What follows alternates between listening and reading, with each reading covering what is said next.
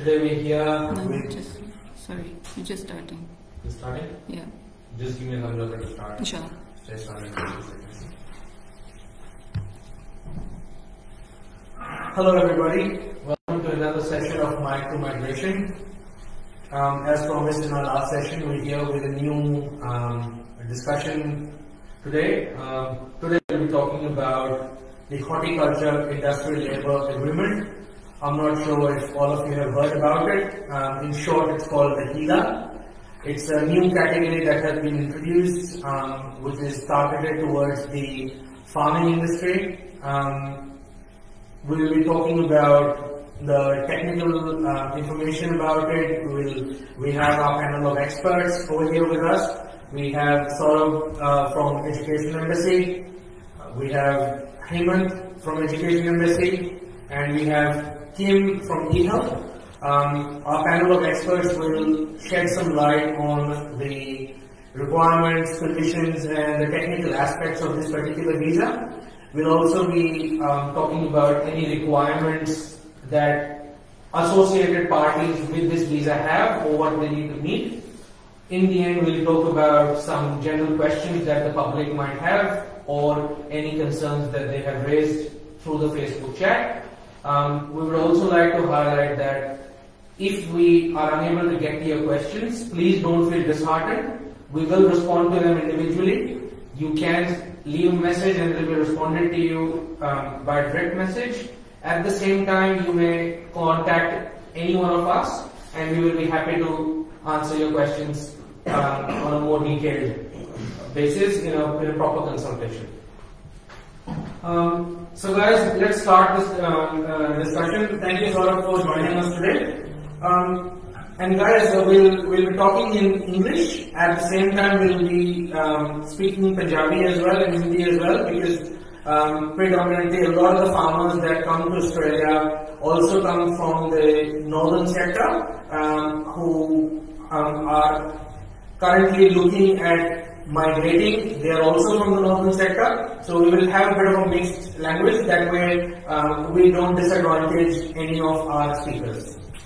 So Saurabh, can you explain a bit more of HILA, because this is something new that's just recently come up. We've never heard about it. Can you talk about it, please? Sure, guys. सबसे पहले आप सबको सलाम, नमस्ते, आदाब, सत श्री अकाल.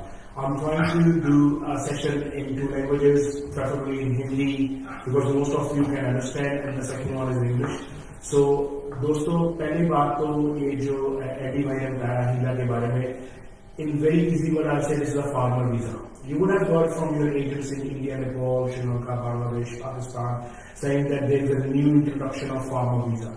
Farmer visa is nothing but our new HILA, which was introduced in January 2020 by the Australian government. So they have actually encountered there is a skill shortage, in especially a farming area and horticulture industry. So based on that, they came up with the conclusion that every employer should be given an opportunity to apply for a labour agreement. Now, what labour agreements are, you need to understand. The labour agreement is a negotiation between the government and an employer on a way that they can hire skill level 4 and 5, which are not listed on short-term skill occupation list, regional occupation list, as well as on medium to long term. So there are certain occupations which are in high demand, especially if I talk about horticulture industry, for example, forklift driver, irrigation designer, facility supervisor, horticulture grower, and many more, forklift driver, truck drivers. So दोस्तों truck driver, forklift driver, farmers, इन सब की जरूरत जो है वो horticulture industry में बढ़ती जा रही है. There are approximately 31 approved occupation. The list is available online. जब भी मैं ये बात करता हूँ तो मैं कोशिश आप सबसे यही कह रहा हूँ कि आप प्लीज ऑनलाइन जाएं डिपार्टमेंट की वेबसाइट पे.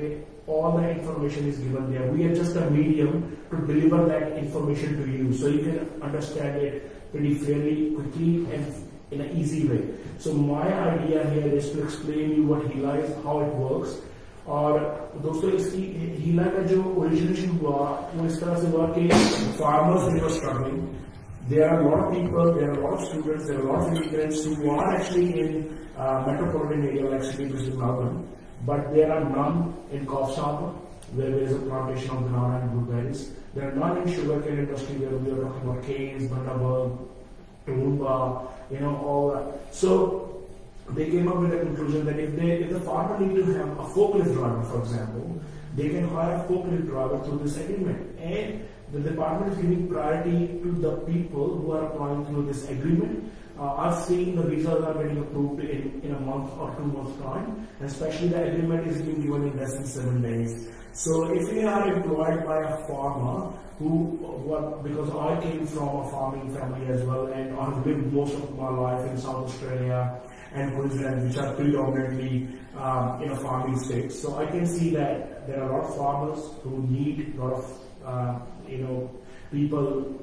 probably as an irrigation designer, facility supervisor, farm managers. So you can apply under that stream. The good thing about this is there is an exemption in terms of English language. There is an exemption in terms of level of income you can earn. There is an exemption in terms of skills and qualifications you require.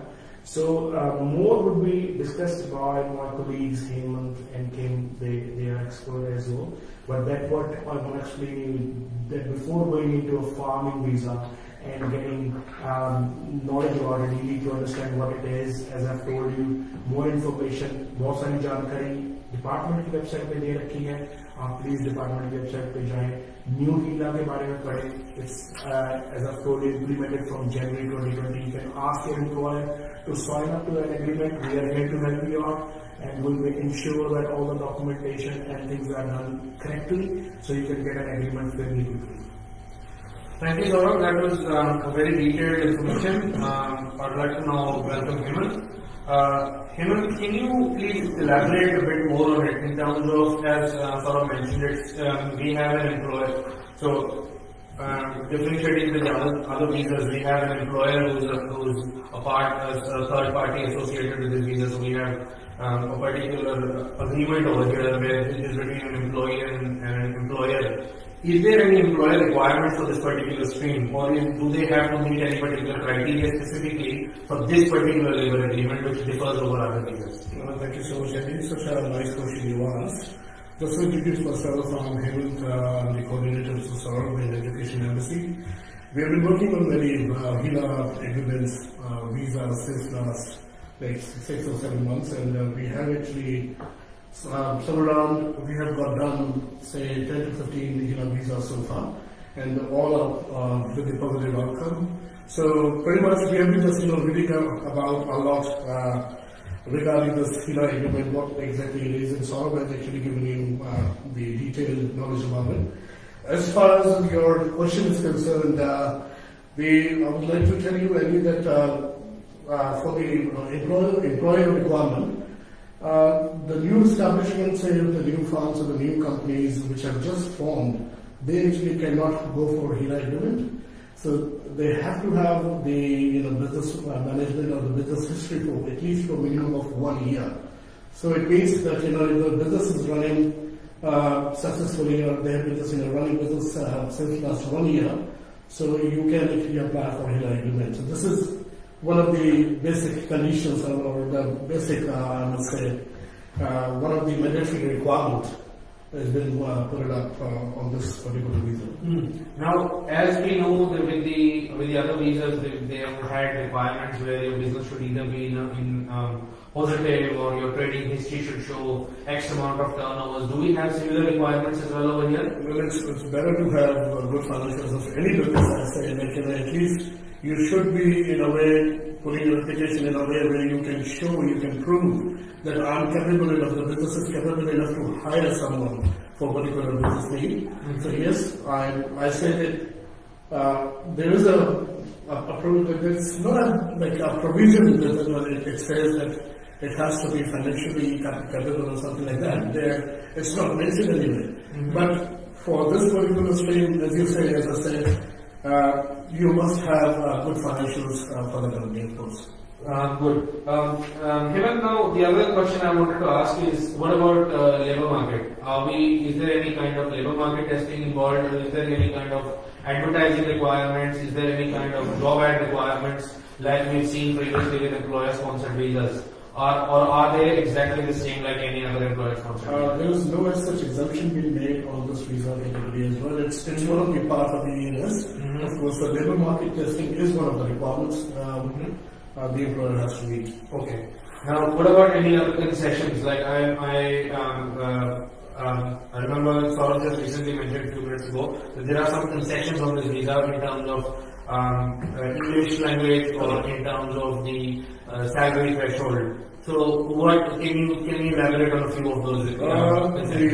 The threshold limit is pretty much for me on low, it is 53,900. So, for this particular category, it is a concession for 10% at least minimum. So, it means that if somebody is offering even 48,500 or something like that, it's acceptable under this HILA agreement. Of course, and the other, the age requirement, sorry to interrupt, Hemant, but even if they are showing 10% off the concession, they still need to show how they going to reimburse them for the 10%. So in terms of housing, accommodation, food, and all that stuff need to be covered. So if I'm providing someone $48,000, that doesn't mean that I don't have to provide the accommodation. It has to be a fair call, where the person should not be disadvantaged in any way. So if it's coming from, let's say from Nepal, for example, and if the person can earn about 54,000 here, but we're asking for an concession, then we have to justify that concession. Okay, great. Thank you for that. And regarding the English concession we were talking about, there are two pathways which goes towards the permanent residency. Of course, my colleagues will tell you more about it in depth. TSS pathway is for a 4A2 visa. The English requirement is pretty much, you have to have 5 in all and in all components, not less than 4. The other pathways are ENS and SCSR. Once again, we will tell you more about it later. But the English concession I'm talking about here is pretty much 5 overall in every component and minimum of 4.5. Okay. And age limit is there, the age concession is there. So people who are up to 50 years of age can avail this HILA agreement visa category as well. Okay, great. Thanks a lot, Hemant, for the information. Kim, now you've previously worked with a lot of the employer-based visas, and you have a history of working with in South Australia as well, and Northern Territory. Now, can you guide us whether this visa, like any other visa, and like the 482 visa which we have been talking about, needs a skill assessment as well? Is there a mandatory requirement for a skill assessment? All visas basically have some form of skills assessment. So principally, if the skill level is what we call 1 to 3, then you meet the standard requirements, which may be a skills assessment, there may be years of experience, etc. With the labour agreement, there are additional occupations on that list that are on the standard list. They encompass other occupations that would normally be available, and generally there's either a level of qualification combined with years of experience, or up to a total of years of experience to replace that. But essentially that needs to be assessed, and generally that will be assessed by benefits as we call it. Okay. Now, would you recommend this visa over a skilled visa? Because, and the reason I ask this question is because I was going through some of the occupations. Now, a lot of these occupations actually are also, so the occupations that I've picked up, and I think a couple of them were mentioned by Saurabh as well, like we have the irrigation designer, which is also known as an agricultural consultant. They share the same ANSCO code. Now, an agricultural consultant or an irrigation designer is also on the MLT SSL list. Now, would I, as a layman, would I want to apply for a HILA or would I want to apply for a skilled visa? Obviously, I've got to meet the requirements for both. And if I do, what's your take on it? Would you recommend this visa over a skilled visa? I guess the issue to do with the labour agreement in general is that Yeah, as I said earlier, it opens up the scope for much wider occupations than is normally available. The other issue that we encounter is that the number of places that the department has made available has significantly shrunk in the skilled area. So not only is this an opportunity for people to access non-mainstream occupations, it also has some obligations in the sense that you're a guaranteed salary.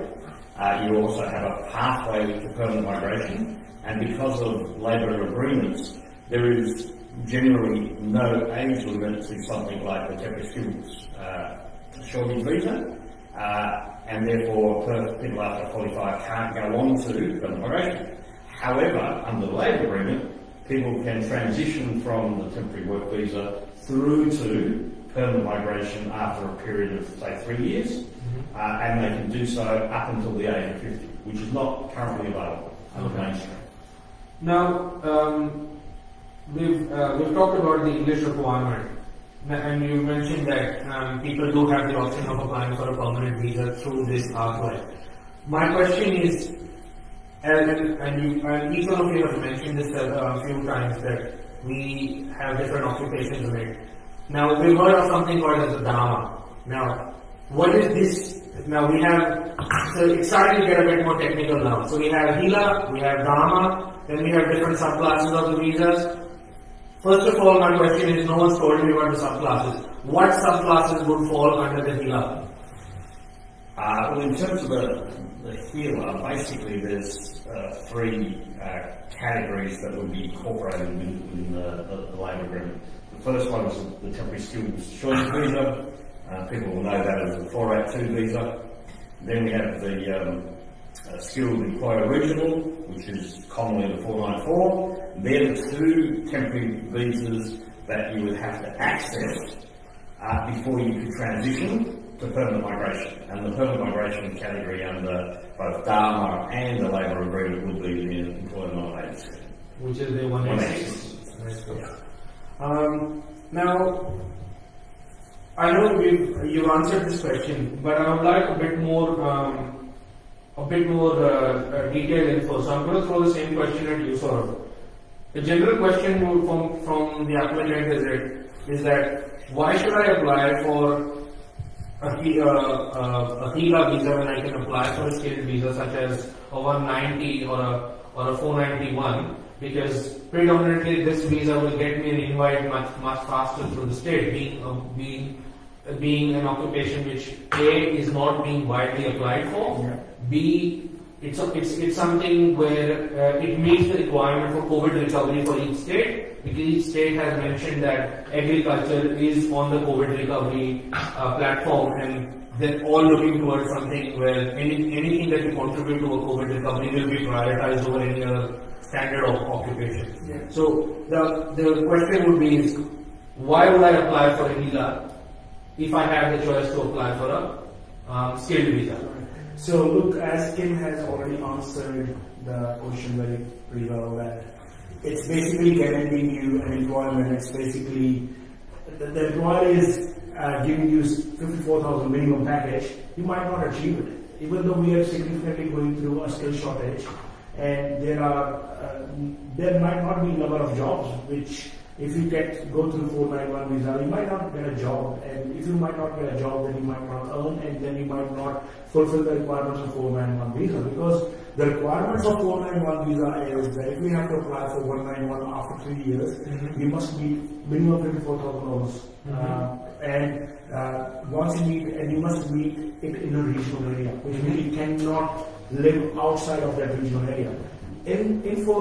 Through HILA, you are guaranteed 54,000. Right, unless there is a concession. So guaranteed 54 plus you are living in a regional area, because 494 is through a regional pathway, and that way you are securing yourself 191. Because if you look at, if we talk about how many categories are there in HILA, there are 4 types of visa we are talking about. Kim has already covered 3 of them, which is temporary skill shortage, which is 482. Then there is SESR, which is 494. If your farmer or if your employer is based in regional, Australia, you can apply for SESR. But if your employer is based in Brisbane City, London, they are facing the same difficulty. They can apply for TSS. From TSS, they can go for an employer nomination scheme, which is 186, which we have already covered. So if they are at level 1 to level 3, they can go for ENS after 3 years. If they are at level 4 to 5, they can go after 4 years, right? But when we talk about SESR visa, from 494, they can go for 191. Or after completion of 3 years, they are again independent.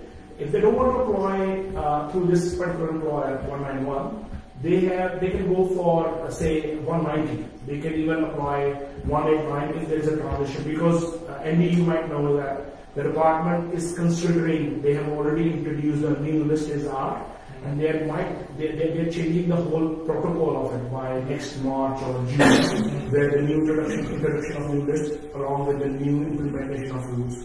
So I reckon the skill visa is not going to be that easy as they look now. When we talk about COVID recovery, so-called COVID recovery, I haven't seen states issuing visas to a lot of locals.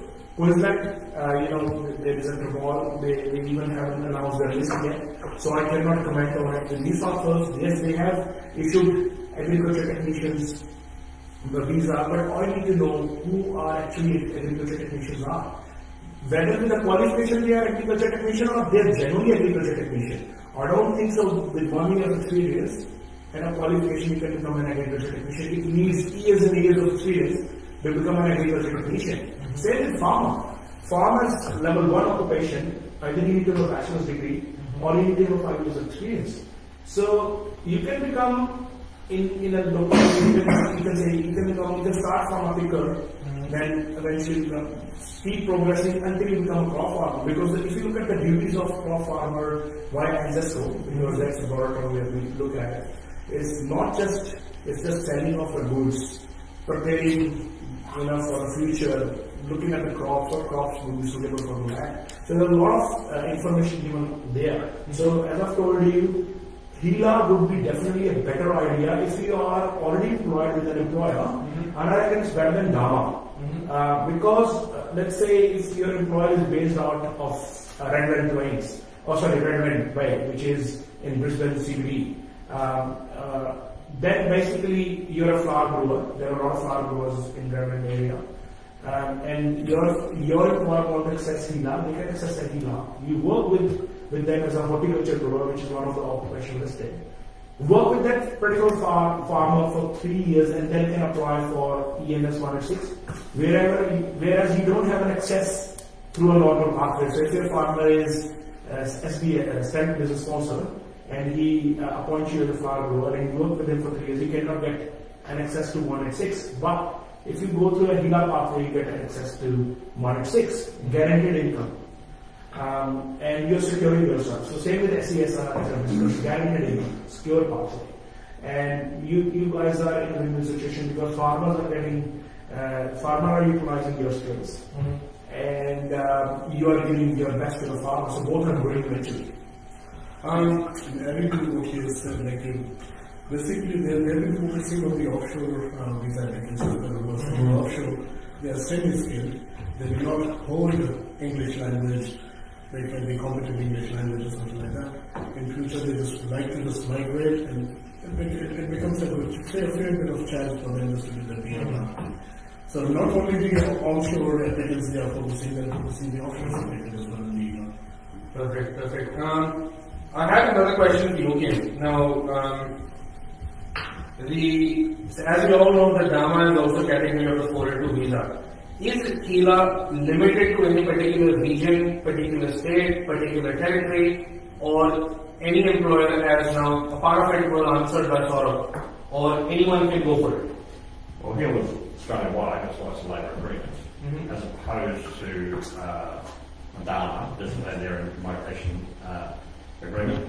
DAMA is to a particular region location, and it's reflective of that, if you like, labour market need across a range of occupations, whereas HILA is focused primarily on occupations of the horticultural industry, whereas DAMA is across the board, so it can be quite wide and varied. So the Northern Territory can have from a hairdresser through to a barista through to a deckhand.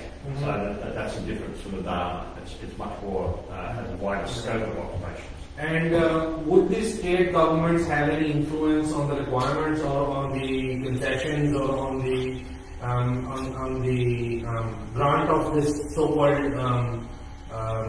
agreement? Because as you know, with Dharma, we have designated areas, and like Cairns, for example, I believe is one of the part of Queensland. So if we talk of HILA, would any local territory or a local state or a local AGA, as we call it, New South Wales, have any influence on a particular HILA? Well, the HILA is already developed by the government with the industry, so therefore it's basically they make the application for a sponsor, they make an application to nominate someone and a visa application. Unlike Dharma, it does require the state or, in the cases, the regional body to oversight that. So they've got to endorse it, whereas in this case on the HILA, no, that's not part of the process. It's a direct continuation between the department and the employers. Perfect. Guys, Hemant, I'll address this towards you. The occupation list which fall under HILA and the occupation list which fall under Dharma in general, right? Now, because you guys have mentioned that we're talking 482, 494, 186. So essentially we're still on the same subclass. So, but what about the occupation list as such? Now you said that there are some different occupations. Are the occupations that are on HILA actually on Dharma as well, or the occupation list itself is completely different to both of them? That's a very nice question you asked. So Dharma has got a wider list, we all know it. As Kim has mentioned to you, from A to Z, there are thousands of, say more than 600 occupations are there, statewide in the Dharma agreement. But of course, the HILA agreement is generally been focusing on 21 occupations related to the horticulture industry only. So that is the answer to your question. Now, we've heard something called as the HILA, which is, I think, associated with the restaurant industry. Is that program similar to the HILA program as well? Or is it something completely different? Look, HILA is pretty similar to what HILA used to be. Like, this is a new HILA. It's very, very casual, very sort of employer friendly, whereas in HILA, only big players can opt out for it. Okay. I'm not saying the small players can't, but the big players are getting an opportunity. For example, McDonald's, we are talking about McDonald's, we are talking about Hungry Jacks, we are talking about burrito bars. Big players can come in and they can sponsor fast food cooks, they can sponsor supervisors, they can sponsor. But I reckon there's no permanent pathway out of it. Okay, let me talk about relief. Right? So they can bring in the people.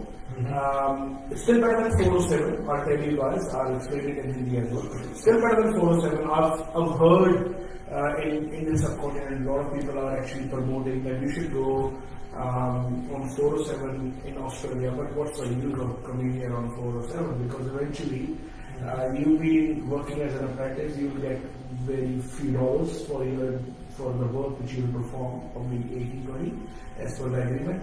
And you might need to work at Port Douglas where there is no provision on the facility. So I still believe that if you want to go and enhance your skills, it's better to go with HILA rather than going with 407. But as I've told you, every employer needs to negotiate this particular agreement, and my colleagues can explain it way better how it works.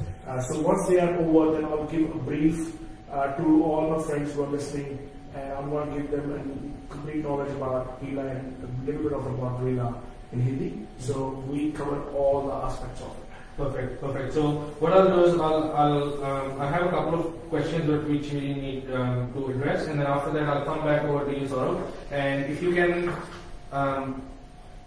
snapshot our discussion for today evening in Hindi and Punjabi, obviously, taking all the key points. That way, our viewers from the Indian subcontinent can also get a hang of the whole program. Now, questions aimed towards both of you, Kim and Hemant. You guys can take turns. Now, this HILA, is this something this is going to stay permanently, or we're looking at it as a temporary solution to bring in the farmers until when the borders open up and when things like the fruit,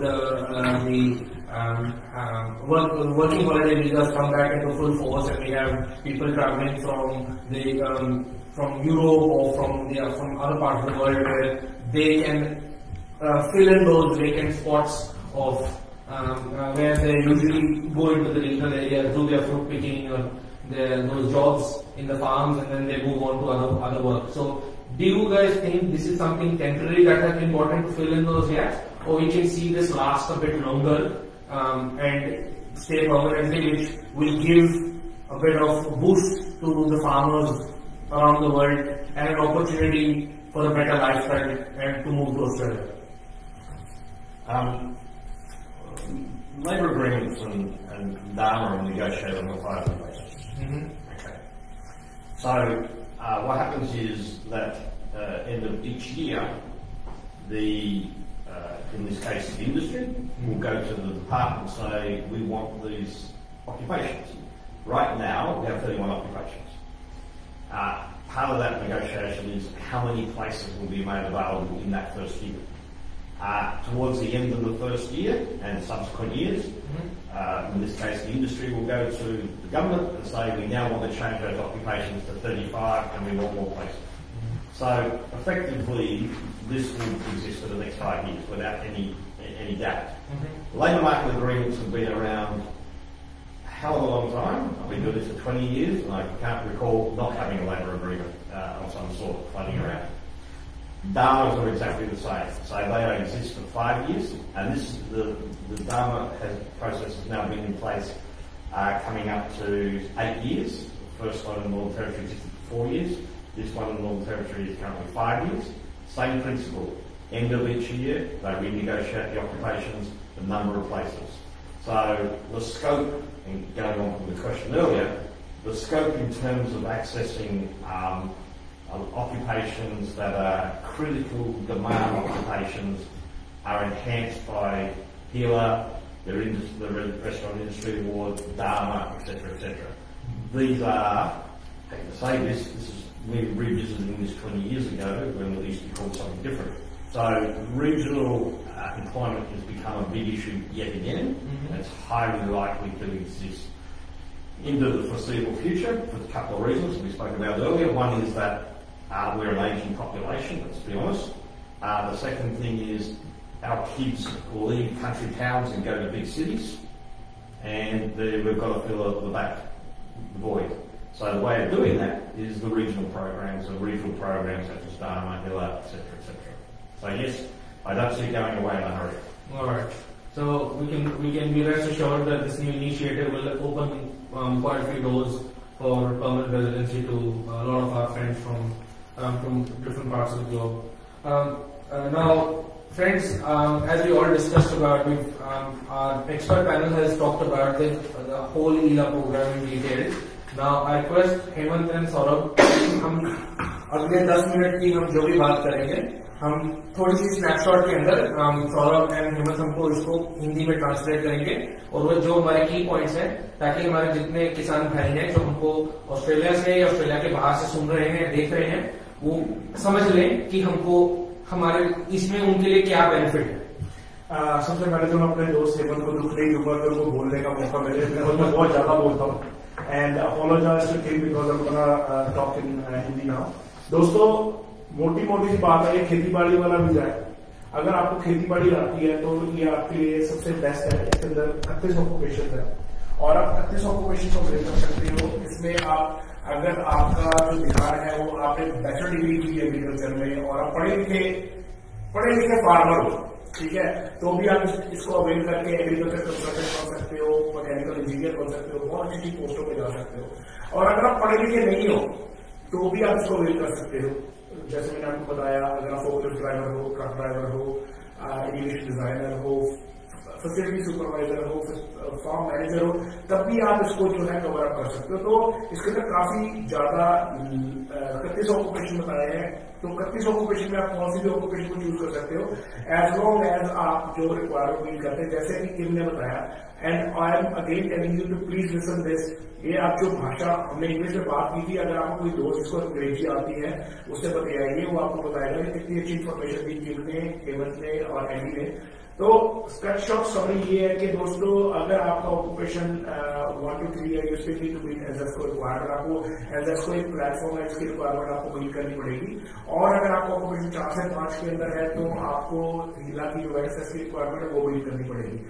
जरूरी नहीं आपके पास degree हो। मैंने बहुत से अभी Indian newspaper देखे और मेरे को हंसी भी आई कि एक न्यूज़पेपर में ऐड डली थी कि खेती कराने वाला वीजा ऑस्ट्रेलिया के लिए आ गया है, आपको ना इंग्लिश के लिए ना आपको क्वालिफिकेशन के लिए 10वीं पास अगर हो आप तो आप ऑस्ट्रेलिया जा सकते हो और farming visa. Cut the cap out. दोस्तों, आप खुद अपनी रिसर्च करें और मैं आपको बता रहा हूं कि किसी भी एजेंट की ट्रैक में फॉलो ना करें। बहुत सारी इन्फॉर्मेशन डिपार्टमेंट की वेबसाइट में दे रखी है, आप डिपार्टमेंट की वेबसाइट को पढ़ें, उनको ऑनेस्टल माइग्रेशन एजेंट्स को ही ओनली अप्रोच करें, क्योंकि हम लोग जो है हमें जो हमारा है, हमारी बॉडी है, वो पूरे का पूरा लुक आफ्टर करती है इन टर्म्स के अगर आपके साथ कोई गलत हुआ है, गलत इन्फॉर्मेशन दी है तो दे मॉनिटर अस। और मूविंग फॉरवर्ड में आपको एक और बात बता दूं, ये जो HILA है इसके अंदर 2 तरह के वीजे हैं, टेम्पररी स्किल शॉर्टेज जो कि 482 और SESR जो कि 494। 494 एक तरह का परमानेंट एप्लीकेशन है जिसमें आप यहाँ पर मेडिकेयर के साथ आते हैं, आप ऑस्ट्रेलिया में आते मेडिकेयर अप्लाई करते हो, आपके बच्चों को एक्सेस है एजुकेशन पे और आप यहाँ पर रह सकते हो। उसी एम्प्लॉयर के साथ 3 साल काम करने के बाद आप 191, और अगर आप TSS में आते हो उसी एम्प्लॉयर के साथ काम करने के बाद, किसी और एम्प्लॉयर के साथ काम करने के बाद जो अप्रूव्ड है लेबर एग्रीमेंट के अंदर, आप जो है अपनी एप्लीकेशन पॉलिसीज के लिए डाल देते हो। और ये बहुत अच्छा है क्योंकि अगर आपके अंदर स्किल है ना, हुनर है आपके अंदर, मैं खासकर अपने भाई लोग हरियाणा से है और जो पंजाब से है उनके लिए बता रहा हूँ कि अगर आप लोगों के पास स्किल है और आप खेती बाड़ी में मिट्टी से मिट्टी हो सकते हैं तो ये आपके लिए सबसे बेस्ट वीजा है। क्योंकि मैं जब लास्ट कॉफस्टार पर मैं 11 दिन लॉकडाउन हुआ, कॉफस्टार पर जा नहीं पाया, पर जब पीछे न्यू साउथ वेल्स का लॉकडाउन नहीं था, मैंने देखा बहुत सारा fruit, especially blueberries, really expensive, but they being rotten on the floor. कोई भी इनको उठाने वाला नहीं था, ब्लूबेरी सड़ रही है। अब नॉर्थ में केले को पिक करने वाला कोई नहीं है, पैसिफिक आइलैंडर आ नहीं पा रहे, पहले पैसिफिक आइलैंडर आके हम करते हैं। बंडा वर्ग में शुगर केक को उठाने वाला कोई नहीं है। दोस्तों, बहुत गोल्डन अपॉर्चुनिटी आपके लिए। मैं ऐसा नहीं है कोई चीज बेच रहा हूँ, मुझे कुछ बेचने की जरूरत है यहाँ पर, बट मैं यहाँ पर आया हूँ आपको फ्री इन्फॉर्मेशन देने के लिए। और जैसे कि बताया आपको कि जो हॉर्टिकल्चर इंडस्ट्री लेबर एग्रीमेंट है बहुत ही अच्छा वीजा है अगर आप जेन्युइन फार्मर हैं, जेन्युइन नॉलेज रखते हैं। मैं ये नहीं कहता, जैसे मेरा पूरा पढ़े लिखे फार्मर है तो उनके लिए पढ़ी लिखी ऑक्यूपेशन भी, मैकेनिकल इंजीनियर है, एग्रीकल्चर कंसल्टेंट, जो देहाती है थोड़े से, उनके लिए भी बहुत सी ऑप्शन है। तो कुल मिला के 31 ऑक्यूपेशन को आप अवेल कर सकते हो। और इसके लिए ज्यादा जानकारी चाहिए डिपार्टमेंट की वेबसाइट या हम लोगों को कॉन्टेक्ट कर सकते हो। इसके बारे में आपको बहुत सारी ढेर सारी जानकारी हम प्रोवाइड करते हैं और सेशन ऐसे देते रहेंगे। हमने अपना समय निकाला और आप लोगों ने भी अपना समय निकाला, उसके लिए बहुत बहुत शुक्रिया। ये सेशन को मैं क्लोज करने जा रहा हूं और जैसे कि मैंने आपको बोला हम आपके लिए अवेलेबल है। आपके कुछ क्वेश्चन हैं जो हम इस सेशन में कवर ना कर पाए हों, पर मैं दोस्तों को फिर एक बार बात बताना चाहता हूं कि Kim has covered lot of information, बहुत सारी इन्फॉर्मेशन कवर की है, प्लीज उसको सुनिए।